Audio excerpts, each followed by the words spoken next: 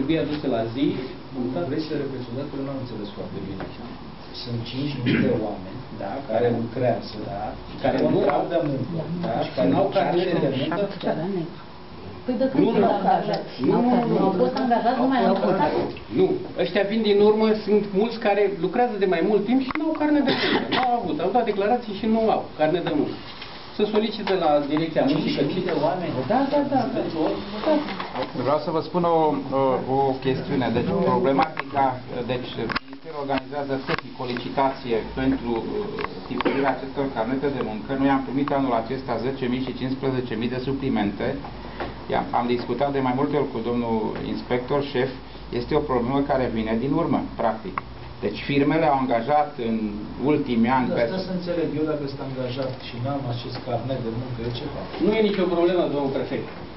Faptul că ai contract de muncă și statele sunt depuse, vechimea se completează pe parcurs. În momentul când îți aduci carnetul de muncă, trece tot. Deci evidența la noi există. Legitimația mea de muncă aia? Aia va fi. Dar până la pensie trebuie să o ai. Nu. Domnul inspector, dar decretul 92/76 funcționează și întocmirea carnetului de muncă se face în 30 de zile de la angajare. Da, și dacă nu există formular... Dar au fost, acum nu mai sunt. Nu sunt de mult, nu e de acum. E problemă... Este o problemă, domnul, este o problemă... Mi se pare o cifră enormă. Da. Așa au fost 5.000 de oameni în județul Olt. Se pare enorm. Deci avem 54.000 de carnete și încă 5.000 ar fi trebuit să fie la noi în evidență, care nu sunt pentru că nu există formularul ăsta.